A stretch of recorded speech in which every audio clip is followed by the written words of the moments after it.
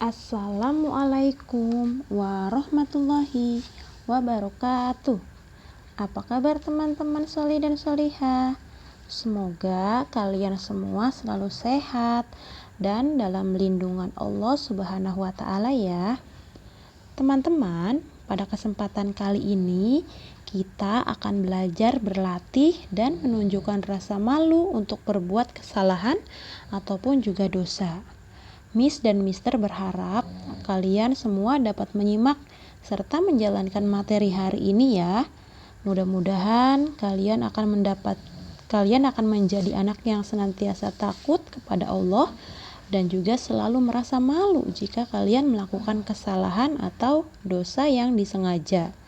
Adapun jika tidak disengaja, maka cepatlah mengucap istighfar dan juga hindari dosa tersebut ya.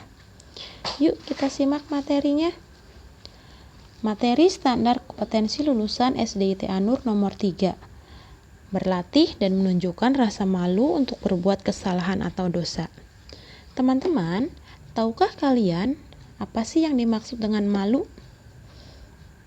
Ya, menurut bahasa Indonesia, malu adalah merasa sangat tidak enak hati karena berbuat sesuatu yang kurang baik ataupun juga segan melakukan sesuatu karena ada rasa hormat, agak takut, dan sebagainya.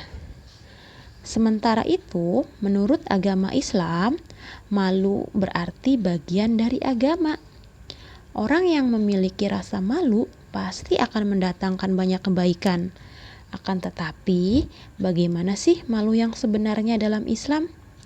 Nah, teman-teman, malu dibagi menjadi 3 macam. Yang pertama adalah malu kepada Allah. Jika seseorang malu kepada Allah, maka ia akan mengerjakan perintahnya dan menjauhi larangannya. Misalnya, harusnya kita malu jika masih malas untuk sholat, malas mengaji, malas berzikir, dan malas belajar. Kan kata Allah menuntut ilmu itu wajib ya teman-teman. Jadi harusnya kita selalu semangat meskipun kadang merasa bosan ya teman-teman.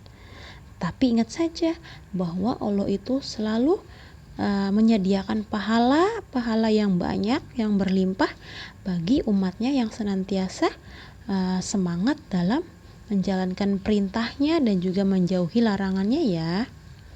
Kemudian yang kedua yaitu malu kepada manusia. Jika seseorang memiliki rasa malu kepada manusia, maka ia tidak akan membuat orang lain merasa sedih ataupun juga marah atas perlakuannya. Orang yang punya rasa malu kepada manusia, maka tidak akan berani melakukan dosa di hadapan orang lain. Jangankan dosa, melakukan kebiasaan jeleknya saja dia malu jika ada orang yang melihatnya. Nah, orang yang masih punya rasa malu kepada orang lain, maka ia akan dihargai pula oleh orang lain. Sementara itu, jika ia tidak menghormati dan menghargai orang lain, maka orang lain pun tidak akan menghormati dan menghargainya. Contohnya, hendaknya kita merasa malu saat kita masih berkata yang tidak sopan atau masih berkata kasar kepada orang lain. Baik itu ke orang tua, keluarga, teman, guru, tetangga, adik, kakak, dan lain-lain. Jika kita tidak sopan, mungkin orang lain pun juga tidak akan sopan kepada kita. Ya. Kemudian yang ketiga, malu kepada diri sendiri. Ketika orang punya rasa malu kepada diri sendiri, maka dia tidak akan melakukan perbuatan dosa ketika sendirian. Misalnya, kita harusnya malu jika kita masih suka iseng atau masih suka jahil terhadap barang-barang milik orang lain, milik teman, milik anggota keluarga, mungkin juga milik orang lain ya. Kemudian, mata kita juga masih suka melihat hal-hal yang diharamkan, masih suka berbohong, maka hendaknya kita merasa malu meskipun orang lain tidak melihatnya. Tapi Allah dan malaikat kan tetap melihat kita ya teman-teman ya. Jadi hendaknya kita merasa malu terhadap diri kita sendiri. Nah, ada sebuah nasihat indah nih teman-teman. hendaknya malu kepada diri sendiri lebih besar dibandingkan malu kepada orang lain. Tuh, harusnya kita malu sama diri sendiri ya, jangan hanya malu sama orang lain. Nah, itulah 3 macam malu yang dianjurkan.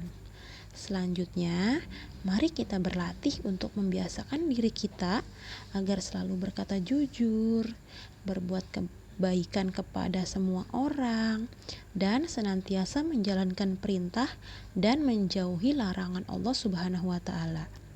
Hindarilah perbuatan yang menimbulkan dosa atau membuat orang lain atau membuat Allah merasa sedih terhadap perbuatan yang kita lakukan tersebut. Demikianlah materi hari ini, mudah-mudahan bermanfaat.